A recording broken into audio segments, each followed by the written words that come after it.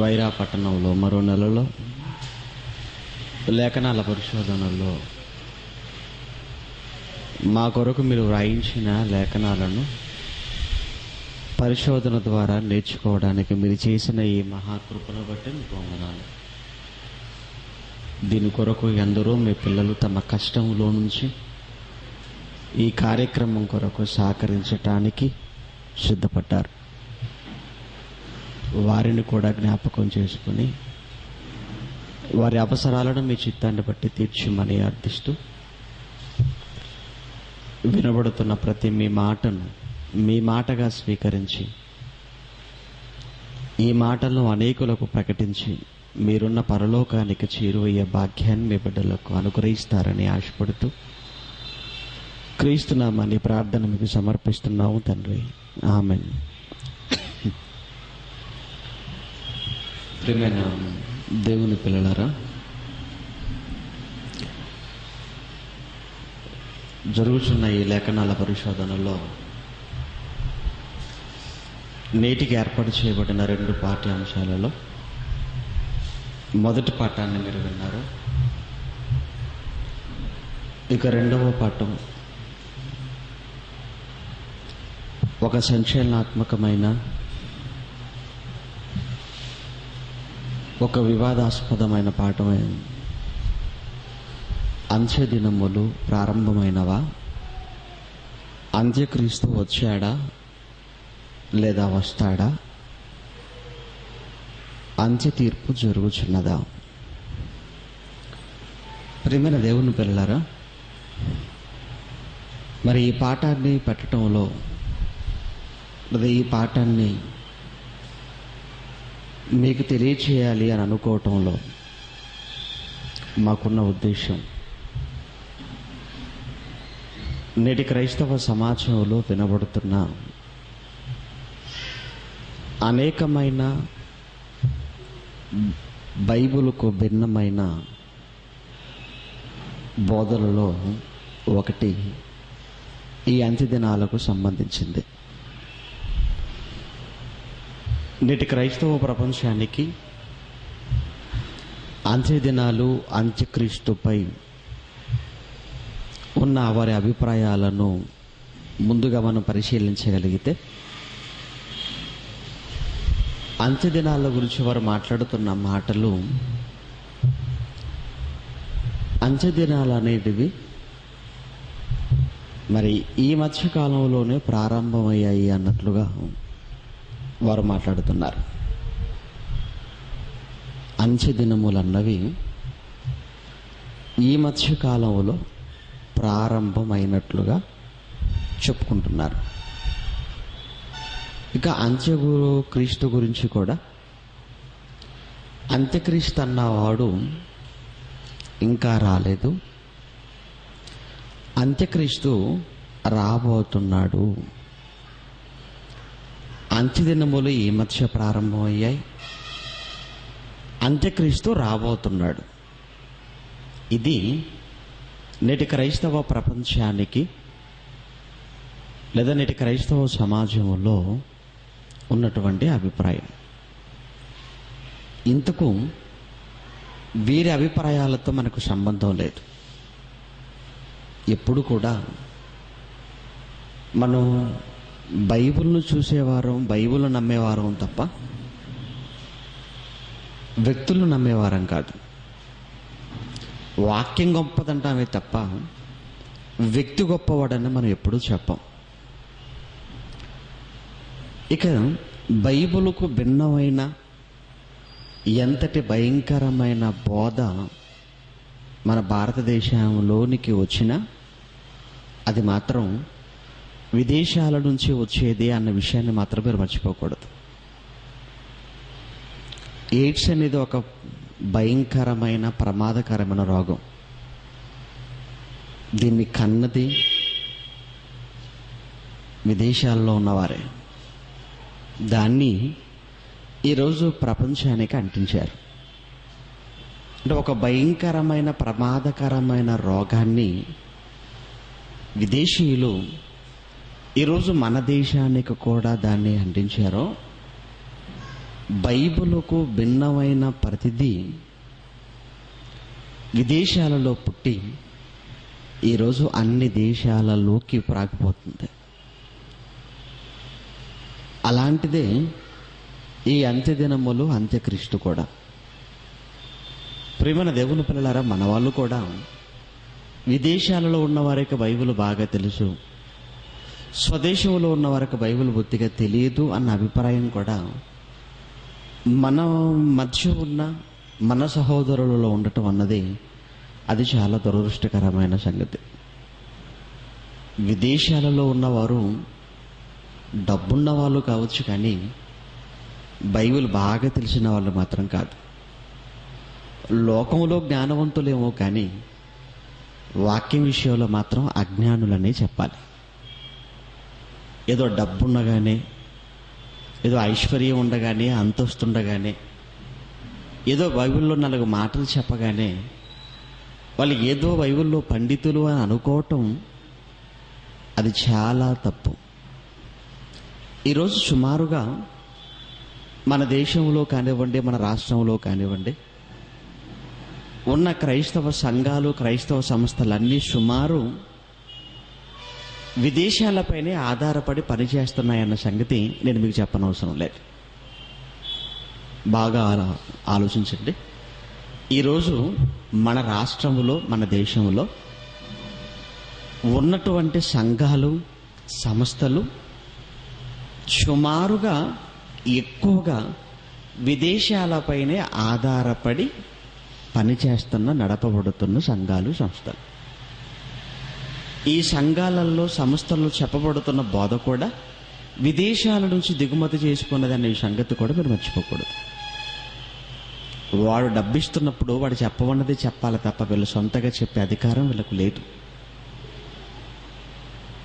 డబ్బిచ్చేవాడు లేదా ఆర్థిక సహాయాన్ని చేసేవాడు వాడు ఏది చెప్పమంటే అది చెప్పాలి, ఏది బోధించమంటే అదే బోధించాలి.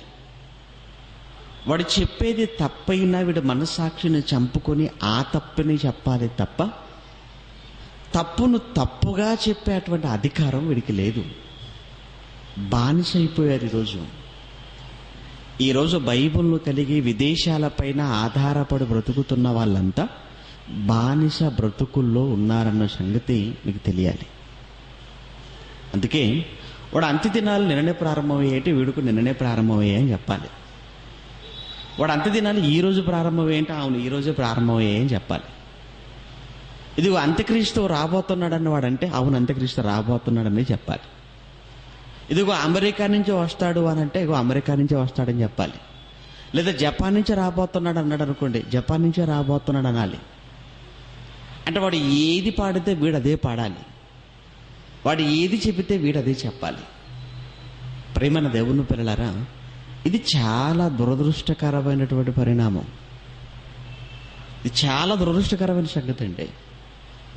కనుక వాక్యం దగ్గరికి రాగానే ఏ వ్యక్తిని నమ్మక, ఏ వ్యక్తిపై ఆధారపడక, కేవలం వాక్యంపై మాత్రమే మన ఆధారపడి వాక్యాన్ని మాత్రమే నమ్మి ఈ సమాజంలో సత్యాన్ని పక్షాన నిలబడవలసినది పోయి వారెవరో డబ్బిస్తున్నారని వారి పక్షాన నిలవబడి సత్యాన్ని సమాధి చేయవలసిన దుస్థితిలోనికి మనం జారిపోకూడదు.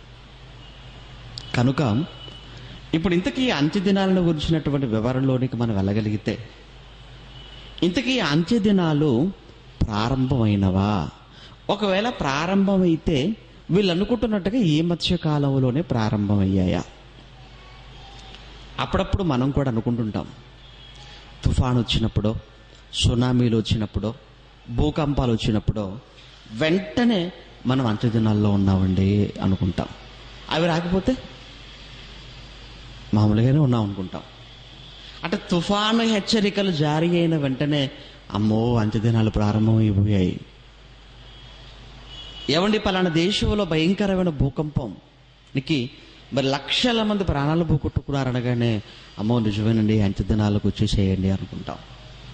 అంటే ఏదో ఒక ప్రకృతిలో సంభవించిన ఒక వైపరీత్యాన్ని బట్టి, ప్రకృతిలో జరుగుతున్న ప్రమాదాలను బట్టి అప్పుడే అంత్యదినాలు ప్రారంభమయ్యాయి అన్నట్టుగా మన క్రైస్తవులు కూడా భ్రమపడటం అన్నది కూడా బైబిలుపై వారికి అవగాహన లేదని వాళ్ళు చెప్పకనే చెబుతున్నారు. వాళ్ళు అనుకుంటున్నప్పుడు మనకు అర్థమైపోయింది బైబిలుపై అవగాహన లేదని.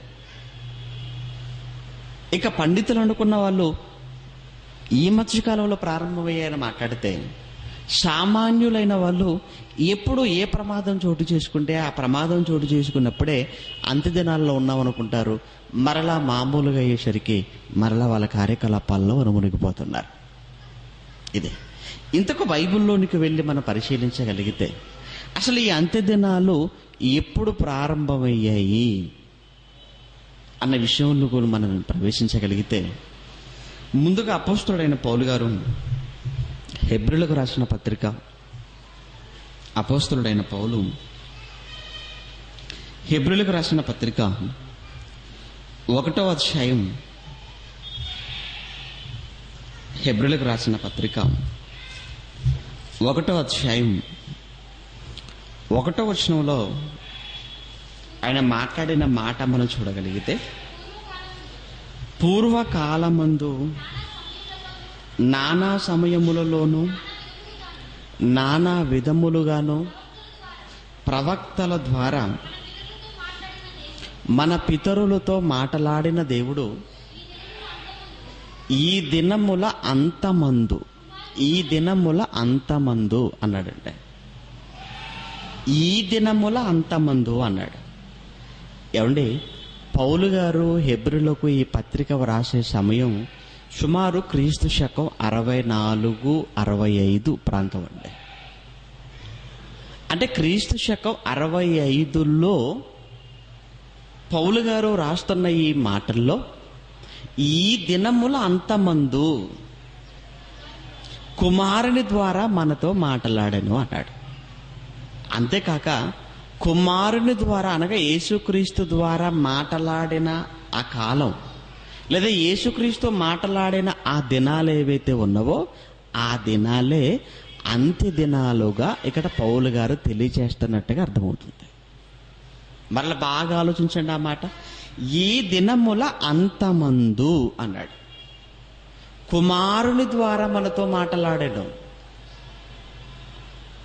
అంటే యేసుక్రీస్తు ద్వారా మాట్లాడిన ఆ దినాలు, లేదా యేసు మాట్లాడిన దినాలే అంత్య దినాలుగా అర్థమవుతుందండి ఈ మాటల్లో. మరి యేసుక్రీస్తు మాట్లాడి ఎంతకాలం అయింది? ఆయన మాట్లాడి 2000 సంవత్సరాలైందండి. యేసుక్రీస్తు ఈ లోకానికి వచ్చి ఆయన నోరు విప్పి మాట్లాడి ఇప్పటికి సుమారు 2000 సంవత్సరాలైంది.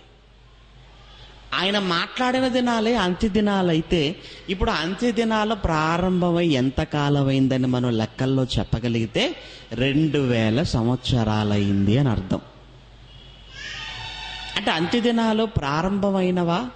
ప్రారంభమయ్యాయి. ఎప్పుడు ప్రారంభమయ్యాయి అంత్య దినాలు?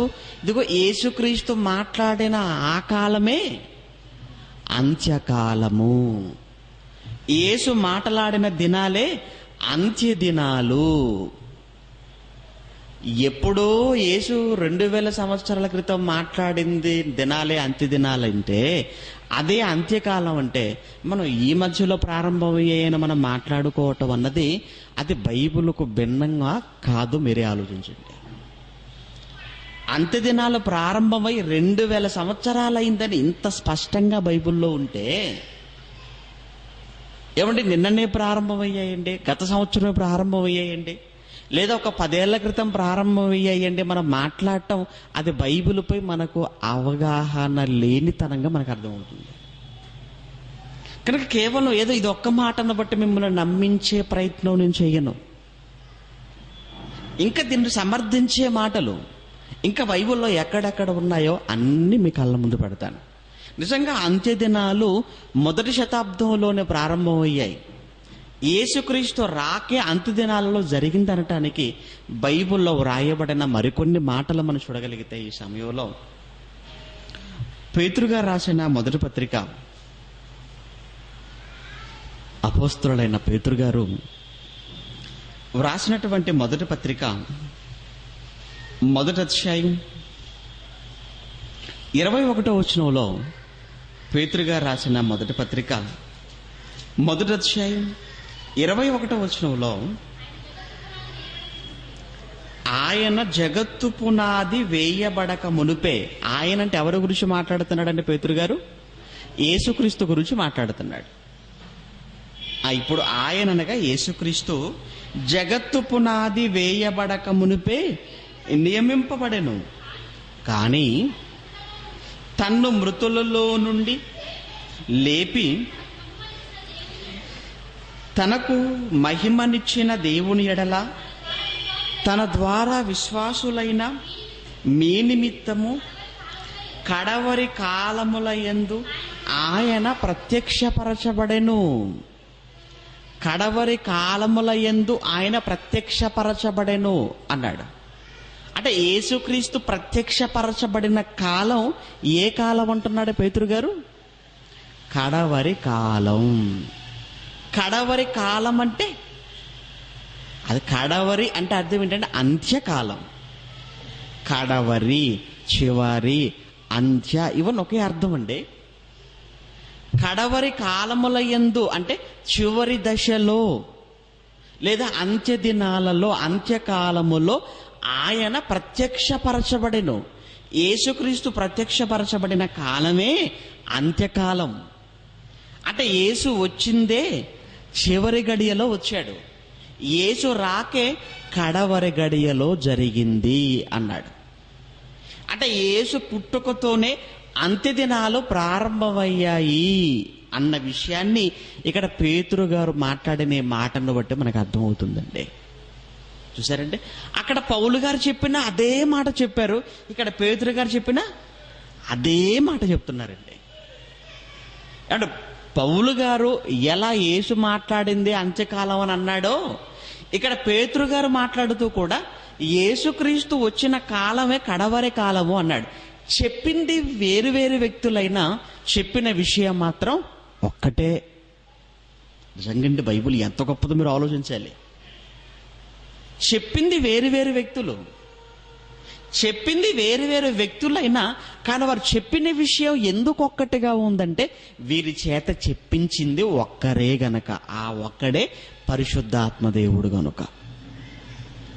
ఒకవైపు పౌలు గారిని ప్రేరేపించిన పరిశుద్ధాత్ముడే ప్రేరేపించాడు, ఇక్కడ పేతురు గారిని ప్రేరేపించింది కూడా పరిశుద్ధాత్మ దేవుడే. అందుకే వీరిద్దరిని ప్రేరేపించింది ఒక్కడే గనక, పరిశుద్ధాత్మ దేవుడు ఆయన ఒక్కడే గనుక ఇద్దరు చెప్పిన విషయం మాత్రం ఒక్కటే చెప్పారు. ఆయన పౌలు గారు కూడా యేసు వచ్చింది అంత్య దినాలలోనే అన్నాడు, ఇక్కడ పేతురు గారు కూడా యేసు ప్రత్యక్షమైంది కడవరి కాలములోనే అన్నాడు. ఇంకా మరొక మాట మనం చూడగలిగితే హెబ్రీ పత్రిక, హెబ్రీలకు రాసిన పత్రిక 9వ అధ్యాయం అపోస్తలుడైన పౌలు గారే మరల హెబ్రీ సంఘానికి పత్రికను రాస్తూ 9వ అధ్యాయం 26వ వచనానికి వచ్చేసరికి, హెబ్రీ పత్రిక 9వ అధ్యాయం 26వ వచనంలో, అట్లైన ఎడల జగత్తు పునాది వేయబడినది మొదలుకొని ఆయన అనేక పర్యాయములు శ్రమ పడవలసి వచ్చును. అయితే ఆయన యుగముల సమాప్తి యందు తన్ను తానే బలిగా అర్పించుకొనుట వలన, యుగముల సమాప్తి యందు తన్ను తానే బలిగా అర్పించుకొనుట వలన, యుగముల సమాప్తి అన్నాడు. అంటే యుగముల సమాప్తి అంటే యుగముల అంతం, అంటే యుగాంతం.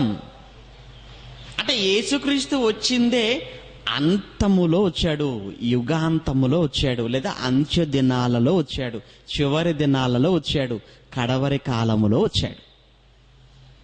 యేసు వచ్చిన కాలమే ముగింపు కాలం, అంత్యకాలంగా చెబుతున్నాడండి ఆయన.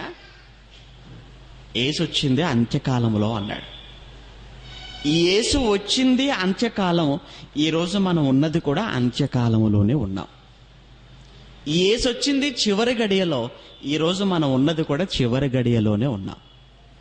అందుకే చూడండి, మన సెమినార్కి సంబంధించిన ప్రతి కరపత్రిక పైన ఇది అంత్యకాలపు పిలుపు, చివరి గడియ మేల్కొలుపు అని ఉంటుందండి. మీరు బైబిల్ ఓపెన్ యూనివర్సిటీ ఏ కరపత్రిక మీరు చూసినా పైన చివరిలో అంత్యకాలపు పిలుపు, ఇది చివరి గడియ మేల్కొలుపు అంటాం. ఆల్రెడీ అంత్యకాలం యేసు రాకతోనే ప్రారంభమైంది. అదే అక్కడ పౌలు హెబ్రీ 1వ అధ్యాయంలో చెప్పారు, పేతురు గారు కూడా తన మొదటి పత్రిక 1వ అధ్యాయంలో చెప్పారు.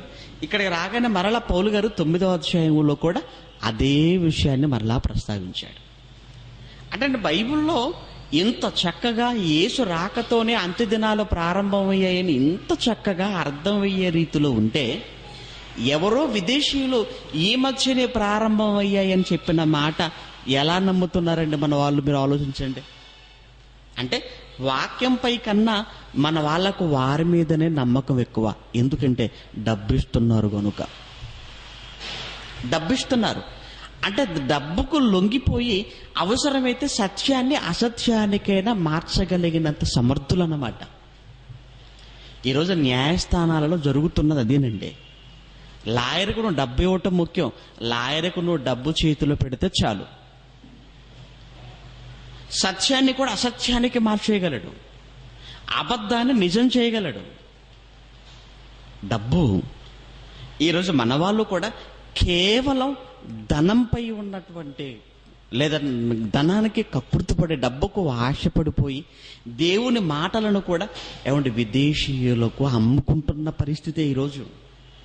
వద్దు, వాళ్ళు ఇచ్చేది ఒకవేళ తీసుకుంటే తీసుకోండి, కానీ సత్యాన్ని మాత్రం మార్చకూడదు అంటున్నా. తీసుకుంటారా తీసుకోండి, కానీ ఎట్టి పరిస్థితుల్లో సత్యానికి మాత్రం మీరు అమ్ముడవ్వకూడదు, సత్యాన్ని మార్చకూడదు. వాళ్ళు ఇచ్చే 10 రూపాయలు తీసుకోండి, వాళ్ళు ఇచ్చే 100 తీసుకుంటే తీసుకోండి మీరు, కానీ దయచేసి బైబిల్లో ఉన్న దాన్ని మాత్రం మీరు మార్చొద్దంటున్నాం. బైబిల్లో లేనిది చెప్పొద్దంటున్నాం. బైబిల్లో ఉన్న దానికి కలిపి చెరపకండి. కారణం, మీరు చేసే బోధ అమాయకుల ప్రజల ఆత్మలను నిత్య నాశనం వైపు తీసుకొని వెళ్ళిపోతుంది కనుక. మీరు చేసే ఈ భయంకరమైన బోధ వింటున్న వందలాది మంది ఆత్మలను నిత్యాగ్ని దండల్లోనికి నెడుతుంది. అందుకే ఆఫ్టర్ ఆల్ డబ్బు కోసం ఆశపడి ఇంతమంది జీవితాలను నిత్యాగ్ని దండనకు పంపుతారా? వద్దు ప్రేమ దేవుని పిల్లరా. ధనం అనుభవిస్తే తరిగిపోయేదని ఎప్పటికీ ఉండేదంటారా? చెప్పండి. డబ్బు శాశ్వతమా? నీ జీవితమే శాశ్వతం కానప్పుడు ఈ డబ్బు ఎలా శాశ్వతం అవుతుంది? నీ బ్రతుకే శాశ్వతం కానప్పుడు ఈ అధికారం శాశ్వతమా? ఏది శాశ్వతం? శాశ్వతము కాని ఈ లోకములో శాశ్వతం కాని వాటి కోసం ఆశపడి ఎప్పటికీ ఉండే ఈ వాక్యాన్ని అవసరాల కోసం దాన్ని అమ్ముకొని లేదంటే మార్చి ఏమంటే మన జీవితంతో పాటు అనేక మంది జీవితాలను బలి చేయకూడదండి బోధకులుగా. అవసరమైతే అనేక మంది జీవితాలను కాపాడటానికి మన జీవితాలు అడ్డుగా పెట్టాలి, మన జీవితాలు పనంగా పెట్టాలి. కాపరి చేసే పని అదే. యేసన్నాడు, నేను గొర్రెలకు మంచి కాపరిని అన్నాడు. అనేకమైనటువంటి గొర్రెల కోసం ఇది ఒక కాపరి తన ప్రాణాన్ని పెట్టాలి అన్నాడు. నేను మంచి కాపరిని, గొర్రెల కోసం నా ప్రాణాన్ని పెడుతున్నాను. ప్రాణం తీసేవాడు కాపరి కాదు, ప్రాణం పెట్టేవాడే కాపరి అంటే. కనుక అంత్యదినాల గురించి మనం ఆలోచిస్తున్నప్పుడు అండి, అంత్యదినాలు యేసుక్రీస్తు రాకతో ప్రారంభమయ్యాయి. ఇప్పుడు మనం ఉన్నది కూడా అంత్యదినాలలోనే. అందుకే కొరింథీయులకు రాసిన మొదటి పత్రిక 10వ అధ్యాయంలో కూడా వ్రాయబడిన మాట మనం చూడగలిగితే, అపోస్తలుడైన పౌలు కొరింథీయులకు రాసిన మొదటి పత్రిక 10వ అధ్యాయం 11వ వచనంలో ఈ సంగతులు దృష్టాంతములుగా వారికి సంభవించి, ఈ సంగతులు దృష్టాంతములుగా వారికి ఇశ్రాయేలులకు సంభవించి, ఇదిగో యుగాంతమందున్న మనకు బుద్ధి కలుగుటకై అన్నాడు. యుగాంతమందున్న మనకు బుద్ధి కలుగుటకై అన్నాడు. యుగాంతమందున్న మనకు అన్నాడు. అంటే పౌలు గారు కొరింథీయులకు పత్రిక రాసేటప్పటికే అంటున్నాడు ఆయన, యుగాంతమందున్నాము మనము అన్నాడు. యుగాంతమందున్నాము అంటే అర్థం ఏంటి? ఇదిగో మనము అంత్య దినాలలో ఉన్నాము అన్నాడు. అంతే కదండి. యుగాంతము అంటే అర్థం ఏంటి? అంత్యకాలము అని అర్థం. మనం అంత్యకాలములో ఉన్నాం, చివరి క్షణంలో ఉన్నాం, ఆఖరి గడియలో మనం ఉన్నాం అని పౌలు గారు వ్రాయించిన, పౌలు గారు చెప్పిన మాటను బట్టి ఇదిగో అంత్య దినాలు ఇప్పుడు కాదు, అంత్య దినాలు మొదటి రాకడతో ప్రారంభమయ్యాయి. యేసుక్రీస్తు మొదటి రాకడతోనే. ఆనాడు నుంచే అంత్య దినాలు ప్రారంభమయ్యాయి, ఈనాటి వరకు కొనసాగుతున్నాయి. యేసుక్రీస్తు వచ్చేంత వరకు లోకానికి అది అంత్యకాలంగానే మనకు అర్థమవుతుంది. మరొక మాట కూడా మనం చూడగలిగితే, యోహాను గారు రాసిన మొదటి పత్రిక 2వ అధ్యాయములో కూడా అపోస్తులలో ఒకరైన యోహాను గారు తను రాసిన మొదటి పత్రిక 2వ అధ్యాయంలో సైతం 18వ వచనంలో ఏమంటున్నాడండి? చిన్నపిల్లలారా, ఇగో ఇది కడవరి గడియ. ఏమంటున్నాడండి? చిన్నపిల్లలారా, ఇది కడవరి గడియ అన్నాడండి. ఇదే కడవరి గడియ, ఇదే కడవరి గడియ, ఇదే కడవరి గడియ, ఇది కడవరి గడియ అన్నాడు. అంటే ఇది కడవరి గడియ అంటే అర్థం ఏంటంటే, ఇదిక ఆఖరి క్షణం, ఇదే అంత్యకాలం, ఇదే ముగింపు అన్నాడు. అంటే పౌలు గారు చెప్పినా, పేతురు గారు చెప్పినా, ఇక్కడ యోహాను గారు చెప్పినా, ఈ ముగ్గురు చెప్పిన మాటల్లో అంత్యకాలం అన్నది లేదా అంత్య దినాలన్నవి మొదటి 100 ఏళ్లలోనే లేదా యేసుక్రీస్తుల వారి రాకతోనే అంత్య దినాలు ప్రారంభమైపోయినట్టుగా ఈ ముగ్గురిచ్చిన సాక్ష్యాన్ని బట్టి మనకు అర్థమవుతుంది. ఈ ముగ్గురు ఇస్తున్న సాక్ష్యాన్ని బట్టి అంత్య దినాలు మొదటి 100 ఏళ్లలో ప్రారంభమైపోయాయి. అంటే ఇప్పుడు మన పాఠములో అంత్య దినములు ప్రారంభమైనవా అన్న మొదటి భాగానికి మనకు అర్థమైన విషయం ఏంటంటే ప్రారంభమయ్యాయి అని. మరి ఎప్పుడు ప్రారంభమయ్యాయి అంటే యేసుక్రీస్తు రాకతోనే అంత్య దినాలు ప్రారంభమయ్యాయి అని అర్థమైపోయింది. యేసు మాట్లాడిన కాలమే అంత్యకాలం, ఆ తర్వాత అపోస్తల కాలం అంత్యకాలం. ఆనాడు అపోస్తలు ఉత్తరాన్ని రాస్తూ సంఘాలకు కూడా మనం అంత్యకాలంలో ఉన్నాము అన్నారు. ఈరోజు మనం అంతా ఉన్నది కూడా అదే అంత్య దినాలలో ఉంటున్నాం. కనుక అంత్య దినాలు ప్రారంభమయ్యాయి. ఎప్పుడు ప్రారంభమయ్యాయి? యేసుక్రీస్తు పుట్టుకతోనే అంత్య దినాలు ప్రారంభమైనట్టుగా మనకు అర్థమైపోయింది. ఓకే, అంత్య దినాలు ప్రారంభమైపోయాయండి. మరి ఇప్పుడు రెండవ భాగంగా అంత్యక్రీస్తు సంగతి ఏంటి? అంత్య దినాలు ఓకే, మరి అంత్యక్రీస్తు సంగతి ఏంటి? ఎందుకంటే ఇప్పుడు అంత్యక్రీస్తు గురించి ఈరోజు క్రైస్తవ సమాజంలో అనేకమైన బోధలు జరుగుతున్నాయి, అనేకమైన బోధలు జరుగుతున్నాయి. ఆ మధ్యకాలంలో అంత్యక్రీస్తు గురించి మాట్లాడుతుంటే మన క్రైస్తవులే అంత్యక్రీస్తు ఎవరో కాదు, ఆల్రెడీ వచ్చేసాడు, వచ్చింది ఎవరో కాదు, పోపే అంత్యక్రీస్తు అనేసారండి. చూసారండి? ప్రపంచ క్రైస్తవ్యానికి పెద్దగా పిలువబడుతున్న పోపునాడు చూసారా? వాటికన్ సిటీ రోమ్లో, ఇటలీలో. ఆ పోపే అంత్యక్రీస్తు అన్నాడు. ఈ మధ్యకాలంలో మనం అంటే పడిన వాళ్ళు ఏమంటో తెలుసా అండి? అంత్యక్రీస్తు ఎవరో కాదులేండి, జయశాలి పీడి సుందరరావు గారే అంత్యక్రీస్తు అంటున్నారు. చూడండి, సుందరరావు గారే అంత్యక్రీస్తు అంటున్నారు. ఇక ఈ మధ్యకాలంలో అసలు అంత్యక్రీస్తు అని వీళ్ళు అంటున్నారు కదండి. అసలు అంత్యక్రీస్తు అని వీళ్ళు అంటున్న ఆ మాట ఏదైతే ఉందో, అసలు ఈ మాట బైబిల్లో ఎక్కడైనా ఉందా? బాగా వినండి. అంత్యక్రీస్తు అని మాట్లాడుతున్న ఈ మాట, అందుకే అంత్యక్రీస్తు అని మనం అనలేదండి. ప్రపంచం అంటున్న అంత్యక్రీస్తు అంటున్నాం. అందుకే లోకం అంటున్న అంత్యక్రీస్తు వచ్చాడా అని. లోకం అంటున్న అంత్యక్రీస్తు వచ్చాడా? అసలు అంత్యక్రీస్తు అన్న ఈ పదం ఏదైతే ఉందో, ఈ పదం ఆదికాండం నుంచి ప్రకటన వరకు 66 పుస్తకాలలో ఎక్కడైనా ఎవరైనా చూపించగలరా అని ఎందుకు ఇంత గట్టిగా మనం మాట్లాడగలుగుతున్నాం అంటే, ఎక్కడా లేదు గనక ఆ మాట. ఎక్కడా లేదు. మరి ఎక్కడా లేకపోయినా అంతటా వినపడుతుంది. చూసారా? అంటే అబద్ధానికి ప్రచారం ఎక్కువగా ఉంటుందండి. అబద్ధానికి ప్రచారం ఎక్కువ, అబద్ధానికి వేగం కూడా ఎక్కువే. పెళ్ళైన విషయం త్వరగా తెలియదు, లేచిపోయిన విషయం మాత్రం అందరూ త్వరగా తెలిసిపోద్ది. వినంటే ప్రాక్టికల్గా కదా ఊళ్ళో. పెళ్ళైందరా ఎప్పుడైందిరా అంటారు, అంటే తెలియదు అనమాట. అదే లేచిపోయిన విషయం అయితే ఊరంతటికి గొప్పమని తెలిసిపోద్దండి, క్షణాల్లో తెలిసిపోద్దండి. అవసరం ఊరేంటి జిల్లా దాటిపోతే విషయం. కానీ పెళ్ళైతే ఊర్లో ఉన్న వరకే సరిగా తెలియదు. అంటే అందరి సమక్షంలో న్యాయబద్ధంగా జరిగింది మాత్రం తెలియదు, కానీ ఇది మాత్రం అందరికీ తెలిసిపోతుంటుందండి. అంటే అబద్ధం అంటే ప్రజలకు అంత ఇష్టం అన్నమాట. అబద్ధాన్ని చెప్పటం అన్నా ఇష్టం, అది వినటమైనా ఇష్టమే. నాకు ఇష్టం లేదని అంటారా? అలా అయితే సినిమాల దగ్గర కానివ్వండి, సీరియల్ దగ్గర కానీ ఎందుకు కూర్చుంటున్నారు? అంతొట్టిదే అది. కానీ ఈరోజు సీరియల్ ఇష్టపడుతున్నారా లేదు చెప్పండి అందరూ? అమ్మ బాబు, సాయంత్రం 6 అయిందంటేనండి అందరూ సరిగ్గా టీవీ ముందు కూర్చుంటారు. మనిషికి వచ్చిన టీబీ రోగానికైనా జబ్బుందేమో, మందుందేమో కానీ ఏమండి టీవీ అనే ఈ జబ్బుకు మాత్రం అసలు మందే లేదండి. అవునో కాదో చెప్పండి. టీబీ, క్షయ, ఈ టీబీ జబ్బుకైనా కానీ సంవత్సరం పాటండి మందులు వాడితే తగ్గిపోతుందేమో కానీ అసలు టీవీ అనే జబ్బు పట్టింది అనుకోండి ఎవరికైనా, అసలు చచ్చే అంతవరకు అది పోదు.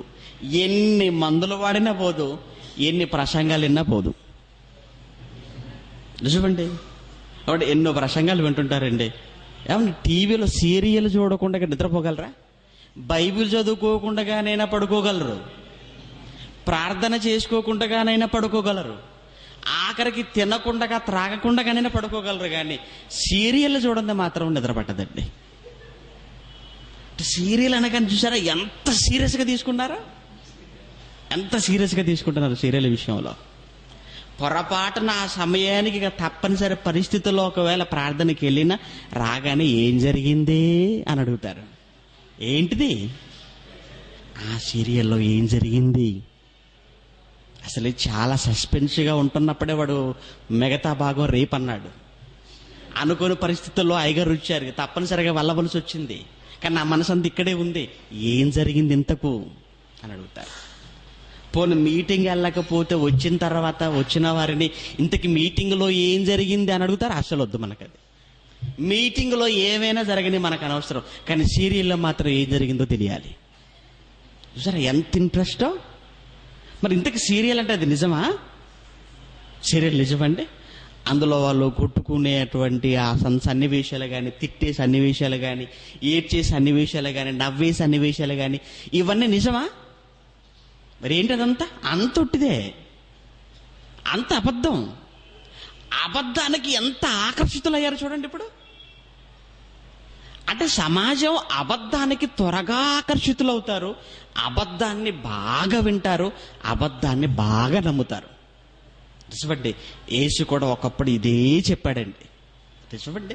ఆయన మనుషుల యొక్క మనస్తత్వాలు తెలుసుకున్నవాడు, భవిష్యత్తు తెలిసినవాడు యేసుక్రీస్తు. ఆయన అన్న మాట తెలుసండి, ఇదిగో నేను సత్యమునే చెప్పుచున్నాను గనక మీరు నన్ను నమ్మరు అన్నాడండి యేసుక్రీస్తు. ఈ మాట అన్నాడండి యోహాను సువార్త 8వ అధ్యాయంలో, మీరు చదువుకోవచ్చు తర్వాత. యేసు మాట్లాడుతూ నేను సత్యమునే చెప్పుచున్నాను గనుక మీరు నన్ను నమ్మరు అన్నాడు. అంటే సమాజం ఎవరిని నమ్మదట? సత్యాన్ని నమ్మదు, సత్యం చెప్పేవాడిని కూడా నమ్మదు. ఈరోజు అందుకు బెస్ట్ ఎగ్జాంపుల్ మనమేనండి. బైబిల్ ఆపర్చునిటీ మనమే. ఈరోజు మన క్రైస్తవులు మనల్ని నమ్మరు, మనం చెప్పే బోధను నమ్మరు. నేను సత్యమే చెప్పుచున్నాను కనుక మీరు నన్ను నమ్మరు అన్నారు. మరి వీళ్ళు నమ్మాలంటే ఏం చెప్పాలన్నమాట? అబద్ధం. నాకు వరం ఉందంటే అందరు నమ్ముతారండి. వరం ఉన్నవాడికి లేదని మనం అన్నాం అనుకోండి, అస్సలు నమ్మరు, మనల్ని అస్సలు నమ్మరు. అంటే ఈ సమాజం అబద్ధాన్ని కోరుకుంటుందండి, అబద్ధాన్ని నమ్ముతుందండి, సత్యాన్ని నమ్మదండి. సీరియల్లో వాళ్ళు నిజంగా ఏడుస్తున్నప్పుడు అంటే బయట కూర్చున్న వీళ్ళు కూడా ఒరిజినల్గా వీళ్ళు ఏడుస్తుంటారండి. ఎందుకు? పాపం సీరియల్లో ఆమెకు చాలా కష్టం వచ్చేసింది, ఆమెకు చాలా అవమానం జరుగుతుంది. అంటే సీరియల్లో ఆవిడకు జరుగుతున్న అవమానాన్ని చూసి, ఆవిడకు వచ్చిన కష్టాన్ని చూసి బయట టీవీ ముందు కూర్చున్న వీళ్ళు కన్నీళ్లు పటపటారాలు చేస్తుంటారు, వీళ్ళు ఏడుస్తుంటారు. అలా అయితే ప్రేమ దేవుని పిల్లలారా, నిజంగా అంతటి కష్టాలు, అంతటి అవమానాలు మన కళ్ళ ముందు ఎంతో మందికి వచ్చినా వాళ్ళ విషయంలో కనీసం అయ్యో అని కూడా అనవండి. నిజం చెప్పండి, ఎవడు మన చుట్టూ ఉన్న వాళ్ళకి అంతటి కష్టాలు, అంతకన్నా భయంకరమైన కష్టాల్లో ఉంటారు, అంతకరమైన భయంకరమైన బాధల్లో ఉంటారు. ఇక్కడ ఒరిజినల్గా మన కళ్ళ ముందు బాధపడుతున్న వారిని, కష్టపడుతున్న వారిని చూసి కనీసం అయ్యో అని కూడా అనండి. మనం సీరియల్లో చూసిన ఆ సన్నివేశానికి ఎందుకంతగా చలించిపోతున్నాం? సీరియల్ అది అబద్ధం, బయట ఇది నిజం. నిజానికి కనీసం అయ్యో అనని మనం అబద్ధానికి మాత్రం కన్నీళ్ళేగా రాజేస్తున్నాం. నిజమండి. అంటే ప్రేమ దేవుని పిల్లలారా, ఈరోజు మనం నిజం చెబితే నమ్మరు, అబద్ధం చెబితే మాత్రం నమ్మేస్తారు. అంత్యక్రీస్తు అనగానేనంటే ఎవరో ఎక్కడి నుంచో వస్తాడనగా మాత్రం అంత చూస్తున్నారు, అంతా నమ్ముతున్నారు. పోపు వాడే అంత్యక్రీస్తు అంటే నమ్ముతున్నారు. అంత్యక్రీస్తు అంటే ఆ మధ్యకాలంలో అమెరికాలో ఒకడు పుట్టాడట పిల్లగాడు. పుట్టగానే వాడికి నుదుటి మీద 6 అన్నట్టుగా ఏదో ఉన్నాయట గీతలు. ఉండేసరికి 6 ఉంది, ఇంకో కారు లేదు కదండి, వీళ్ళే ఇంకో కారు గీసేశారట. అక్కడ గీసేసి మొత్తానికి 666 వీడే అంత్యక్రీస్తు అనేసారట, పుట్టిన పసిపిల్లవాడిని చూసుకొని. అంటే ఎంత మూర్ఖంగా, ఎంత అమాయకంగా విదేశాలలో ఉన్నవారు ఉన్నారో మీరు ఆలోచించండి. ఎందుకనంటే అస్సలు బైబుల్ తెలియని మూర్ఖులు ఎవరైనా ఉన్నారంటే వాళ్ళు విదేశీయులే. వాళ్ళేనండి తెల్లవాళ్ళు. అస్సలు బైబుల్ తెలియదండి వాళ్ళకి, అస్సలు బైబుల్ తెలియదండి. నిజంగా బైబుల్ వాళ్ళకి తెలుసుంటేనండి నిజంగా ఈరోజు ప్రపంచ దేశాలన్నీ కూడా ప్రశాంతంగా ఉండేటువంటి. వారికి తెలియకపోవటం మూలన్న వారు పాడైపోయి మిగతా మంచిగా ఉన్న దేశాలను కూడా వాళ్ళు పాడు చేస్తున్నారు. అందుకే అంత్యక్రీస్తు అనగానే అసలు అంత్యక్రీస్తు అన్న పదమే బైబిల్లో ఎక్కడ మనకు కనిపించదు. బైబిల్ ఎక్కడ కనబడదండి. ఈ మధ్యకాలంలో ఒక ఆయనండి, కళ్ళు లేని కబ్బోది ఒక ఆయన విపరీతంగా రాష్ట్రం అంతా తిరుగుతూ ప్రకటన గ్రంథంలో నేనే స్పెషలిస్టు, నేను తప్ప ఎవడు చెప్పలేడని, ఎవడు అంత్యక్రీస్తు గురించి ప్రకటన గ్రంథంలో 1000 ఏళ్ల పరిపాలనని, 7 ఏళ్ల శ్రమలని, ఎక్కడికి వెళ్ళిపోయినా కానీ అవే మాట్లాడుతున్నాడండి. ఆడు కూడా అంత్యక్రీస్తు అన్న మాటను మాటికి ఉపయోగిస్తున్నాడు. అసలు ఇంతకు అంత్యక్రీస్తు అన్న పదం బైబిల్లో చూపించగలడంటే లేదండి, లేదు. లేకపోయినా కానీ అందరి ప్రజల నోట ఎలా నానుతుంది చూడండి ఈ మాట. ఎవరి నోట విన్నా అంత్యక్రీస్తు అన్న మాట తెలియని క్రైస్తవుడు లేడు. ఇంతకు అసలు అంత్యక్రీస్తు అన్న మాట బైబిల్లో లేదు. మరి బైబిల్లో అసలు ఈ అంత్యక్రీస్తు అన్న ఈ పదాన్ని ఎలా క్రైస్తవులు బయటకు తీసుకొచ్చారు అంటే, ఇంగ్లీష్ బైబిల్లో యాంటీ క్రైస్ట్ అని ఉందండి బైబిల్లో. ఇంగ్లీష్ బైబిల్లో యాంటీ క్రైస్ట్ అని ఉందండి బైబిల్లో. యాంటీ క్రైస్ట్ అన్న దాన్ని మన వాళ్ళు అంత్యక్రీస్తుగా మాట్లాడుకుంటున్నారు. అసలు యాంటీ క్రైస్ట్ అన్న మాటకు అర్థం ఏంటంటే, యాంటీ అంటే విరోధము అని అర్థం, క్రైస్ట్ అంటే క్రీస్తు అని అర్థం. మరి యాంటీ క్రైస్ట్ అంటే ఈ మాటకు సరి అయిన తెలుగు అర్థం ఏంటంటే క్రీస్తు విరోధి అని అర్థం. అంటే బైబిల్లో క్రీస్తు విరోధి గురించి చెప్పబడింది తప్ప అంత్యక్రీస్తు గురించి చెప్పబడలేదు. ఒకవేళ వీళ్ళు అంటున్నట్టుగా అంత్యక్రీస్తు అన్న పదమే ఒకవేళ సరి అయిన పదం అని మనం కాసేపు దాన్నే ఆలోచించామనుకోండి, ఇప్పుడు అంత్యక్రీస్తు అని ఎవరిని అనాలి అంటే, అంత్యకాలంలో వచ్చిన వాడిని ఏమనాలి? అంత్యక్రీస్తు అనాలి. అంతే కదండి. అంత్యక్రీస్తు అన్న మాటను అలా మనం తీసుకోగలిగితే ఎవరిని అంత్యక్రీస్తు అనాలంటే అంత్యకాలంలో వచ్చిన అతన్నే అంత్యక్రీస్తు అనాలి. మరి ఇంతకు అంత్యకాలంలో ఎవరు వచ్చారు? మనం నమ్మినా మనం ధరించుకున్న క్రీస్తు వచ్చిన కాలం ఏంటి? అంత్యకాలంలో వచ్చాడు. ఇప్పుడు క్రీస్తు అంత్యకాలంలో వచ్చాడు గనక ఇప్పుడు అంత్యక్రీస్తు ఎవరవుతారు? యేసుక్రీస్తే అవుతారు. అంటే ఒరిజినల్గా ఉన్న ఆయన ఒక డూప్లికేట్గా మార్చేస్తున్నారండి. చూసారా, యేసుక్రీస్తునే వీళ్ళు క్రీస్తు విరోధిగా మాట్లాడుతున్నారు. ఎంత తప్పు జరిగిపోతుందో చూడండి అలా ఆలోచిస్తే. అందుకని మనం అంటాం లేదు అంత్యక్రీస్తు, అందుకే ప్రపంచం అంటున్న అంత్యక్రీస్తు అన్నాం, ప్రపంచం అంటున్న అంత్యక్రీస్తు అన్నాం. ఇకపోతే ఈ ప్రపంచం అంటున్నటువంటి లేదా క్రీస్తు విరోధి మరి వచ్చాడా? ఇప్పుడు అంత్యక్రీస్తు అన్న పదం బైబిల్లో లేదని తెలిసిపోయింది. ఒకవేళ అంత్యక్రీస్తు అన్న పదాన్ని అలానే ఆలోచిస్తే ఇది యేసుక్రీస్తుకు అప్లై అవుతుందని మనకు అర్థమైపోయింది. మరి ఇంతకు ఇంగ్లీష్ బైబిల్లో యాంటీ క్రైస్ట్ అని ఉంది. ఈ యాంటీ క్రైస్ట్ అన్న ఆ మాటకు అర్థం తెలుగు బైబిల్లో క్రీస్తు విరోధి అని ఉంది. మరి ఇంతకీ క్రీస్తు విరోధి మరి వచ్చాడా, లేదా ఈ క్రీస్తు విరోధి రాబోతున్నాడా అని ఒకసారి మరలా బైబిల్లోనికి మనం వెళ్ళగలిగితే ఈ క్రీస్తు విరోధి గురించి చెప్పబడిన మాట మీరు చూడండి. ఇప్పుడు అదే యోహాను గారు రాసిన మొదటి పత్రిక 2వ అధ్యాయం, యోహాను గారు రాసిన మొదటి పత్రిక 2వ అధ్యాయం 18వ వచనంలో, చిన్నపిల్లలారా ఇది కడవరి గడియా, ఇదిగో క్రీస్తు విరోధి వచ్చునని మీరు వింటిరి కదా. విన్నారు కదా, క్రీస్తు విరోధి వస్తున్నాడన్న సంగతి మీరు విన్నారు కదా. అయితే ఇప్పుడును అనేకులైన క్రీస్తు విరోధులు బయలుదేరి ఉన్నారు అన్నాడండి. అనేకులైన క్రీస్తు విరోధులు అన్నాడు. ఒక్కడు కాదు, ఇప్పుడు ఒక్కడు కాస్త ఏమైపోయాడు, అనేక మందిని కనేశాడు. ఒక్కడు అనేక మందిగా మారిపోయాడు. ఇప్పుడు క్రీస్తు విరోధులదే యాంటీ క్రైస్ట్ అంటే ఒక్కడు కాదు, అనేకులైన క్రీస్తు విరోధులు అంటాడు. వీళ్ళు కూడా ఏమన్నాడు, బయలుదేరుదురు అన్నాడా, బయలుదేరి ఉన్నారు అన్నాడా? ఆల్రెడీ బయలుదేరిపోయారు అన్నాడు. ఎప్పుడు? అంత్య దినాలలోనే, అంటే మొదటి 100 ఏళ్లలోనే, మొదటి శతాబ్దంలోనే క్రీస్తు విరోధులు అనేకులు బయలుదేరిపోయారన్నట్టుగా మనకు అర్థమైపోయిందండి. అంటే ప్రపంచం అనుకుంటున్న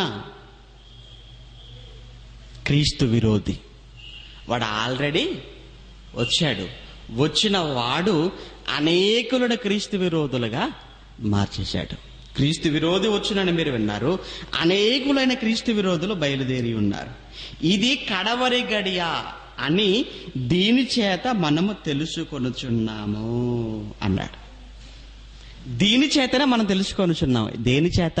ఇదిగో అనేకులైన క్రీస్తు విరోధులు బయలుదేరిపోవడాన్ని బట్టి ఇదిగో ఇది అంత్యకాలం, అంత్య దినాలు, కడవరి గడియ అని మనకు అర్థమైపోయింది.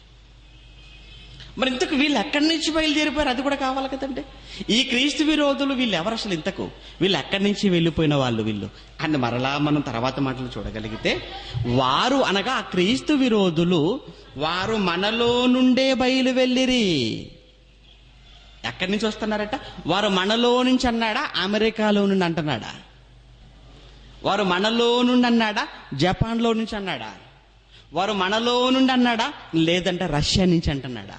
లేదండి, ప్రపంచంలో ఏ దేశం నుంచి వస్తాడేమోనని క్రైస్తవుల చూపులన్నీ కూడానండి ఆయా దేశాల వైపు ఉన్నాయి.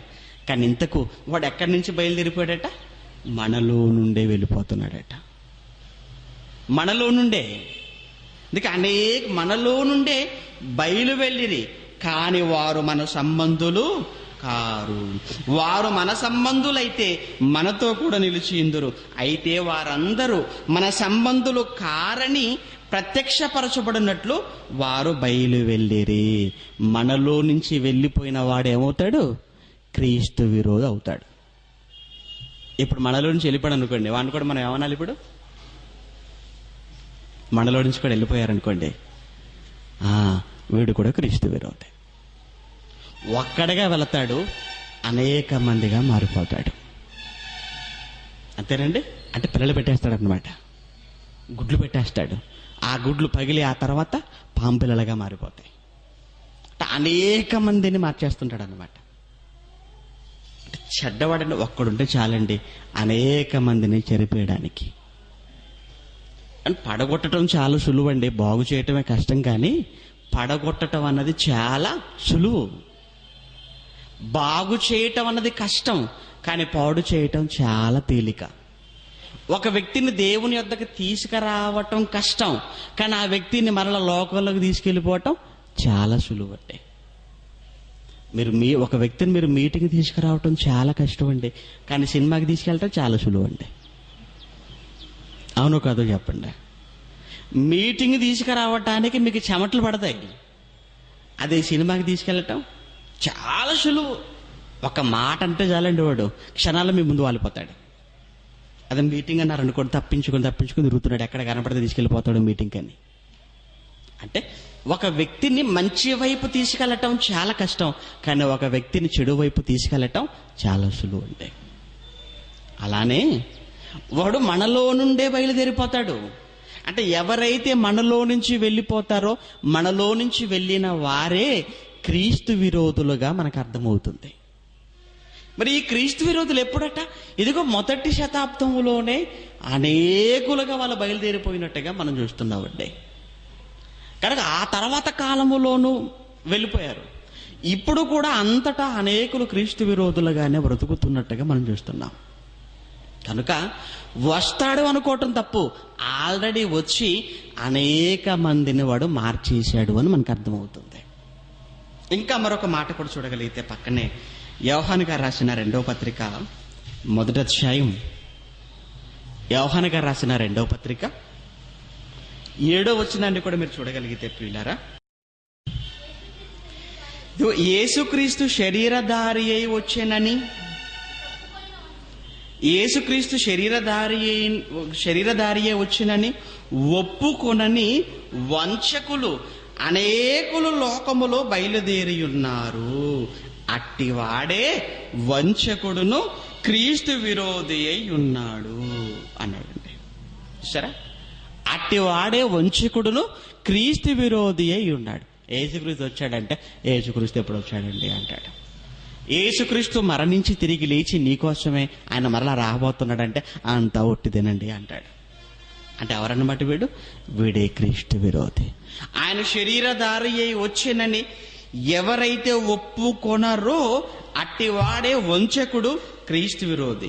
మేము మీ మధ్యలో నెరవేర్చిన కార్యములను చెడగొట్టుకొనక మీరు పూర్ణ ఫలము పొందునట్లు జాగ్రత్తగా మీరు చూసుకోనండి. ఎందుకంటే ఇప్పటికే అనేకులైన క్రీస్తు విరోధులు బయలుదేరిపోయారు కనుక ఇప్పుడు ఎటు చూసినా అంతటా క్రీస్తు విరోధులు కనబడుతున్నారు.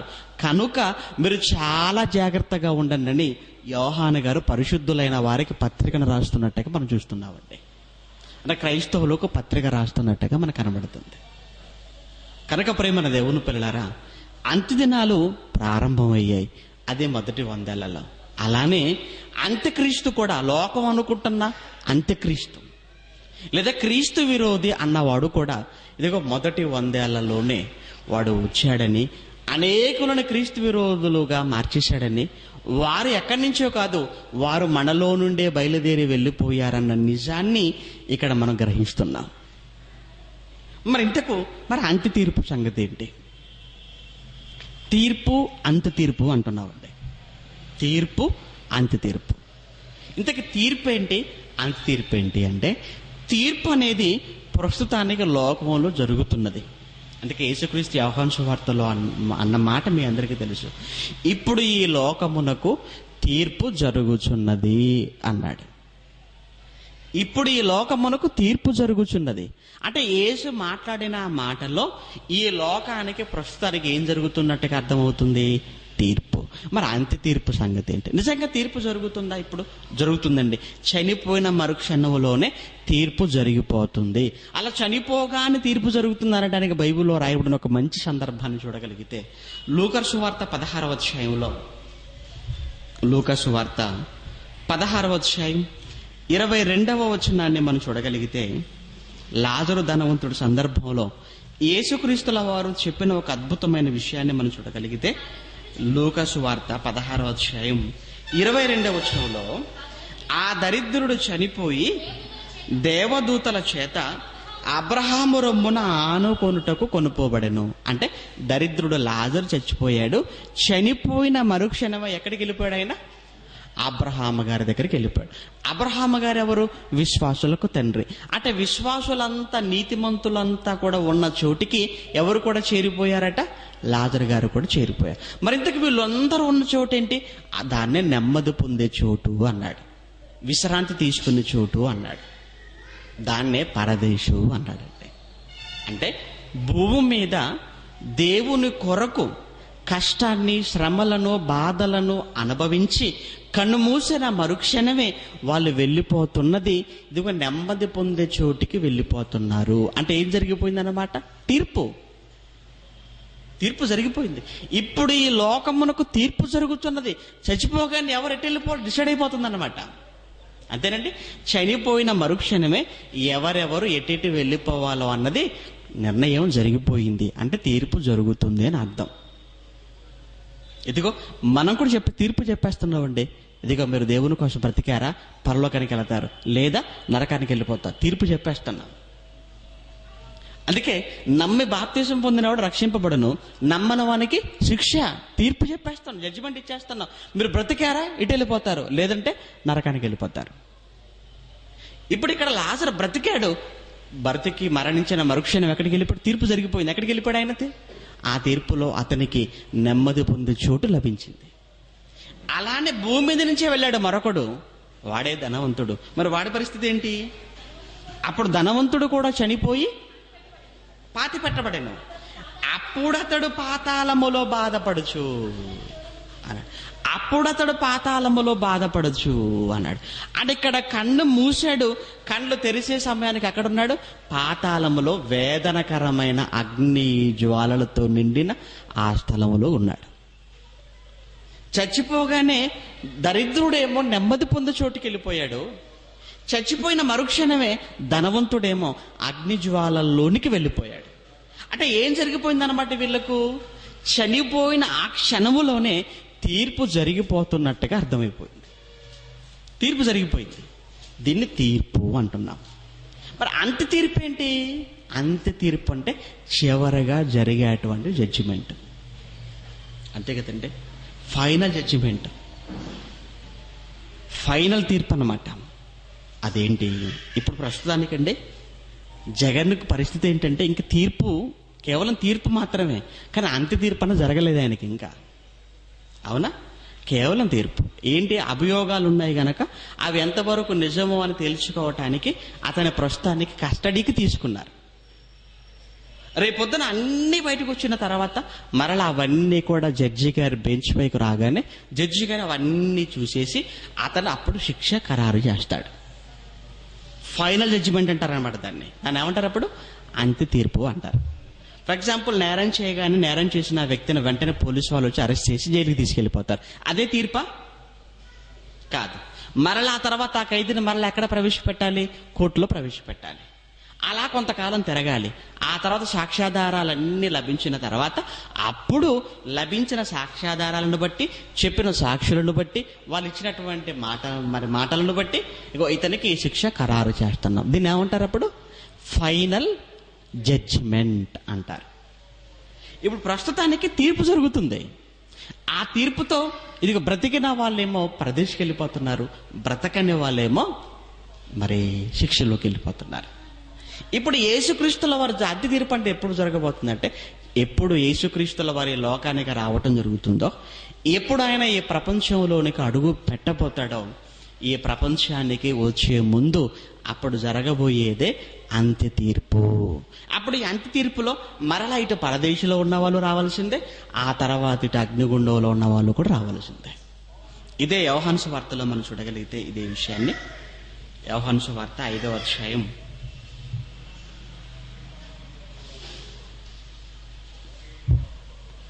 29వ వచనంలో, మేలు చేసిన వారు జీవపు పునరుద్ధానమునకును అన్నాడు. మేలు చేసిన వారు జీవ పునరుద్ధానమునకు. మేలు చేసిన వాళ్ళు అంటే వీళ్ళంతా ఉండేది ఏంటి? ఇదిగో నెమ్మది పొందే స్థలంలో ఉంటారు, పరదేశిలో ఉంటారు. ఇప్పుడు మేలు చేసిన వారు జీవ పునరుత్థానమునకును, కీడు చేసిన వారంటే ధనవంతుడు ఉన్న చోట ఉన్న వీళ్ళందరూ కూడా తీర్పు పునరుత్థానమునకును మరల బయటికి వచ్చేతారు. అంటే మరల వీళ్ళంతా బయటికి రావలసిందే. అంటే పాతాళ లోకంలో రెండు వేరు వేరు స్థలాలలో ఉన్న వీళ్ళు మరలా బయటికి ఎందుకు రావాలి? మరి అంత్య తీర్పు జరగాలి కదా, ఫైనల్ జడ్జిమెంట్ జరగాలి కదా. ఆ ఫైనల్ జడ్జిమెంట్ ఎవరి సమక్షంలో జరగాలి? శిక్ష విధించే యేసు సమక్షంలో జరగాలి. అందుకే శిక్ష విధించేవాడెవడు? చనిపోయిన క్రీస్తు యేసే. ఆయనే రాబోతున్నాడు, మరలా ఆయన రాబోతున్నాడు. ఆయన వచ్చే సమయంలో సింహాసనంపై కూర్చొని 2 వర్గాల వారిని చూస్తూ ఆ 2 వర్గాల వారికి ఆయన ఖరారు చేయబోతున్నాడు, తీర్పు చెప్పబోతున్నాడు ఆయన. ఇదే యేసుక్రీస్తు మొదటి రాకడలో, 2వ రాకడలో జరగబోతున్నటువంటి దానిని ఆయన మొదటి రాకడలోనే ఎలా చెప్పాడు అనే విషయాన్ని ఒకసారి మన బైబిల్లో చూడగలిగితే, మత్తయి సువార్త 25వ అధ్యాయం, మత్తయి రాసిన సువార్త 25వ అధ్యాయం 31వ వచనంలో, మత్తయి సువార్త 25వ అధ్యాయం 31లో, తన మహిమతో మనుష్య కుమారుడును ఆయనతో కూడా సమస్త దూతలను వచ్చినప్పుడు ఆయన తన మహిమ గల సింహాసనము మీద ఆసీనుడై ఉండును. అప్పుడు సమస్త జనములు ఆయన ఎదుట పోగు చేయబడదురు. గొల్లవాడు మేకలలో నుండి గొర్రెలను వేరుపరచినట్లు ఆయన వారిని వేరుపరిచి తన కుడివైపున గొర్రెలను, ఎడమ వైపున మేకలను నిలవబెట్టెను. అప్పుడు రాజు తన కుడివైపున ఉన్న వారిని చూచి, నా తండ్రి చేత ఆశీర్వదింపబడిన వారలారా రండి, లోకం పుట్టినది మొదలుకొని మీ కొరకు సిద్ధపరచబడిన ఈ రాజ్యమును మీరు స్వతంత్రించుకోండి. కుడివైపున ఉన్న వారికి ఆయన చెబుతున్న తీర్పు, వచ్చేయండి, మీరు లోకం పుట్టింది మొదలుకొని మీకోసం సిద్ధం చేసిన ఆ పరలోక రాజ్యాన్ని మీరు స్వతంత్రించుకోండి. అంత తీర్పు జరిగిపోతుంది. ఇప్పుడు 41కి రాగానే ఎడమ వైపున ఉన్న వారిని చూసి ఏమంటున్నాడు చూడండి. అప్పుడు ఆయన ఎడమ వైపున ఉన్న వారిని చూచి, శపింపబడిన వారలారా, నన్ను విడిచి మరలా అపవాదికిని వాని దూతలకును సిద్ధపరచబడిన నిత్యాగ్నిలోనికి మీరు వెళ్ళిపోండి అన్నాడు. కుడివైపున ఉన్న వారిని పరలోకానికి వచ్చేయమంటున్నాడు, ఎడమ వైపున ఉన్న వారిని నిత్యాగ్నికి వెళ్ళిపోండి అన్నాడు. అంటే అక్కడి నుంచే వచ్చినా మరలా ఇప్పుడు ఎక్కడికి వెళ్ళిపోవాలి? మరలా అక్కడికే వెళ్ళిపోవాలి. కానీ పరదేశం నుంచి వచ్చిన వీళ్ళకు మాత్రం దేవుడు పరలోకానికి వచ్చేయండి అంటాడు. అగ్నిగుండం నుంచి వచ్చిన వారికి మీరు మరలా అగ్నిగుండానికే వెళ్ళిపోండి. ఇది ఏంటన్నమాట? యేసుక్రీస్తు 2వ రాకడలో జరగబోయే ఫైనల్ జడ్జిమెంట్. దీన్నే అంత్య తీర్పు అన్నాం. కనుక ప్రస్తుతానికి లోకానికి తీర్పు జరుగుతుంది. అంత్య తీర్పు అన్నది ఎప్పుడు జరుగుతుంది? యేసుక్రీస్తు ఈ ప్రపంచంలోనికి వచ్చినప్పుడు జరిగేదే అంత్య తీర్పు. ఇప్పుడు అంత్యదినాలు ప్రారంభమైనవా? అంత్యదినాలు ప్రారంభమయ్యాయి. ఎప్పుడు ప్రారంభమైనవి? యేసుక్రీస్తు వచ్చినప్పుడే, యేసుక్రీస్తు పుట్టుకే అంత్యదినాలలో జరిగింది. మరి అంత్యక్రీస్తు వచ్చాడా? అంత్యక్రీస్తు అన్న పదం బైబిల్లో లేదు, కానీ అంత్యక్రీస్తు అన్న పదానికి బైబిల్లో యాంటీ క్రైస్ట్ అని ఉంది. యాంటీ క్రైస్ట్ అన్న దానికి తెలుగు బైబిల్లో క్రీస్తు విరోధి. మరి ఈ క్రీస్తు విరోధి వచ్చాడా? లోకం అనుకున్న ఈ క్రీస్తు విరోధి కూడా ఎప్పుడో వచ్చేసాడు. యేసుక్రీస్తు ఉన్న కాలంలో, ఆయన వెళ్ళిపోయిన కాలంలోనే అనేకులని క్రీస్తు విరోధులుగా మారిపోయారు. ఇప్పుడు అనేకులని క్రీస్తు విరోధులు లోకంలో ఉన్నారు. మరి అంత్య తీర్పు యేసుక్రీస్తు రాకడలో జరగబోయేది అంత్య తీర్పు. అంటే అంత్యదినాలు, అంత్యక్రీస్తు, అంత్య తీర్పు, వీటి మీద మనకు అవగాహన లేకపోతే లోకం చెబుతున్నది నిజం అనుకొని మన జీవితాలను మనం పాడు చేసుకున్న వారం అవుతాం. అందుకే ప్రేమన దేవుని పిల్లలారా, ఎవరి మాటలు మనం నమ్మక, కేవలం బైబిల్పై మాత్రమే ఆధారపడి బైబిల్లో ఉన్న వాటిని మాత్రమే నమ్మి మన బ్రతుకులను సరిచేసుకుంటూ దినదినము మన ఆత్మీయ జీవితాన్ని నూతనపరుచుకుంటూ దేవుడు నా మహాలోకానికి చేరువయ్యే ప్రయత్నం మనం చేద్దాం. ఇలా మన ప్రయత్నం చేయటానికే ఇక ప్రతి నెల మనం ఏర్పాటు చేసుకుంటున్న ఈ పరిశోధనలు, ఈ తరగతులు, ఈ కార్యక్రమాలు ఇవన్నీ మన జీవితానికి చాలా అవసరం. మిగతా రోజులన్నీ కూడా మన కోసం ఆలోచిస్తున్నాం, కానీ ఈ ఒక్క రోజైనా కనీసం లేఖనాల గురించి ఆలోచించాలని ఈ లేఖనాల పరిశోధన కార్యక్రమాన్ని ఏర్పాటు చేస్తున్నాం. ఈ ఒక్కరోజు కూడా మనం హాజరు కాలేక, ఈ ఒక్కరోజు కూడా మన కార్యక్రమాలను ఉండిపోతే మాత్రం లోకంలో కలిసి ఆ తర్వాత లోకం మంటల్లోనికి వెళ్ళక తప్పదు. కనుక ప్రేమైన దేవుని పిల్లలారా, దేవుడే ఇచ్చాడు ఈ దినాలను. దేవుడు ఇచ్చిన ఈ దినాలలో కనీసం కొన్ని దినాలైనా దేవుడి యొక్క వాక్యములతో మనం గడపకపోతే ఈ జీవితానికి అర్థం అనేది ఉండదండి. ఆయుష్నిచ్చింది దేవుడు, ఆరోగ్యాన్ని ఇచ్చింది దేవుడు, అవయవాన్ని ఇచ్చింది దేవుడు, దినాలు ఇస్తుంది దేవుడు, అన్ని ఇచ్చేది దేవుడు. అన్ని ఇచ్చిన దేవుడి కోసం కనీసం మన జీవితంలో కొన్ని దినాలైనా దేవుడు కొరకు గడిపిన దినాలు లేకపోతే అది న్యాయమో అన్యాయమో మీరే ఆలోచించండి. సమస్తాన్ని ఇచ్చిన దేవుడికి సమస్తములో కొంతైనా మన దేవుడి కోసం ఇవ్వగలకపోతే ఇక మనం ఏం పిల్లలని చెప్పండి ఆయనకు. ఆయన మన కోసం చేసిన వాటిని అన్నిటిని మనం జ్ఞాపకం చేసుకుంటే మనం ఆయన కోసం చేసేది, ఇచ్చేది అది చాలా చిన్నదండి, చాలా చిన్నది. మనం దేవుడి కోసం ఇస్తున్నాం అనుకుంటున్నది అది చాలా చాలా చిన్నది. దేవుడు మన కోసం ఇచ్చింది చేసింది చాలా ఎక్కువ. ఆ దేవుడి కోసం మనం ఇచ్చేది చేసేది చాలా కొంచెం. ఈ కొంచెమైనా చేయకపోతే ఆ తర్వాత ఆ పరలోకాన్ని దేవుడు మనకి ఎలా ఇస్తాడో మీరే ఆలోచించండి. కనుక ప్రేమ దేవుని పిల్లారా, ప్రతి నెల మానక జరుగుతున్న ఈ పరిశోధనలో మన వంతు సహాయాన్ని తప్పనిసరిగా అందించి జరుగుతున్న ఈ కార్యక్రమాలకు మనమంతా తోడుగా ఉందాం. ప్రార్థన చేసుకుందాం. కళ్ళు మూసుకోండి. దయగలిగిన మా కన్న తండ్రి, మీకు వందనాలు నాయన. నేటి క్రైస్తవ సమాజంలో ఉన్న భిన్నాభిప్రాయాలను నాయన తొలగిస్తూ వారందరినీ కూడా ఒకే అభిప్రాయం వైపు మళ్లించటానికి మేము చేసే ప్రయత్నమే ఈ లేఖనాల పరిశోధన. దీని ద్వారా మీ పిల్లలు అనేకమైనటువంటి వాక్యపు మేలులు పొందుకొని వాక్యాన్ని బట్టినైనా వారి ఆలోచనలో వారి జీవితాలను సరిచేసుకుంటూ మీకు దగ్గర అయ్యే వాక్యాన్ని మీ బిడ్డలకు అనుగ్రహించండి. మరి ఈ నెలలో జరిగిన సెమినార్కు, వచ్చే నెలలో జరగని సెమినార్కు ఎందరు పిల్లలనైనా తమ వంతు కష్టాన్ని ఇవ్వటానికి సిద్ధపడి ముందుకొచ్చారో వారందరినీ కూడా మీరు పేరు పేరున దీవించి ఆశీర్వదించమని కోరుతూ మరో నెలలో మేమంతా కలుసుకొని మీ ఉన్నతమైన మహాజ్ఞానాన్ని నేర్చుకునే వరకు కంటికి రెప్పలా కాపాడతారని నేను ఆశపడుతూ క్రీస్తు నామాన్ని ప్రార్థన మీకు సమర్పిస్తున్నాము తండ్రి. ఆమెను. మన తండ్రి అయిన దేవుని ప్రేమ, కుమారుడైన యేసుక్రీస్తుల వారి కృప, పరిశుద్ధాత్మని యొక్క అన్యోన్య సహవాసం ఇప్పుడు ఎల్లప్పుడూ సదాకాలం మనందరికీ తోడని నడిపించును గాక. ఆమేన్.